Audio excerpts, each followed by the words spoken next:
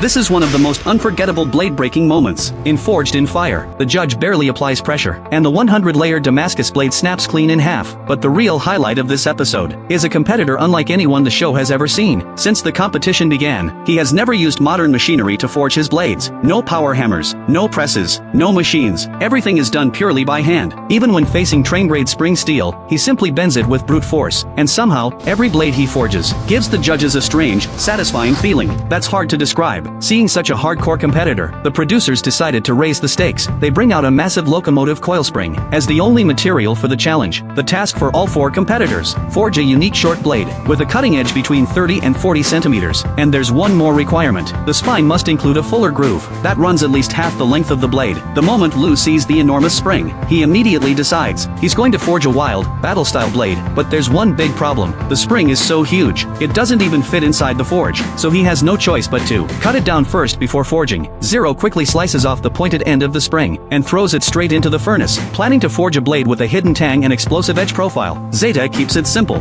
cutting off just a single coil of the spring. Small, easy to heat, fast to forge. But Lou is different. 30 minutes into the competition, he's still slowly cutting through the spring, with nothing but an angle grinder. Not because he doesn't want to use better tools, but because he has never used modern machines in his life. From scrap metal to finished blades, everything he's ever forged has been done with pure physical strength. The judges are stunned, but the craziest moment is yet to come. While the other competitors use machines to straighten the spiral spring, Lou does it the hard way. A hand hammer, his feet, his entire body. And finally, he literally bends the spring straight with his bare hands. The judges can't believe what they're watching, but the extreme heat inside the forge starts taking its toll. Lou nearly collapses from exhaustion. After a short break, he decides to try using a power hammer for the first time. One heavy strike, and he ruins the billet immediately. Turns out, this warrior truly only fights with a hand hammer. With 90 minutes left, the competition suddenly turns chaotic. Zero becomes the first competitor to cut a perfect fuller using the press. Maximum efficiency. Gauss pulls out a custom-made small hammer and begins carving the groove by hand, but the blade temperature is too low.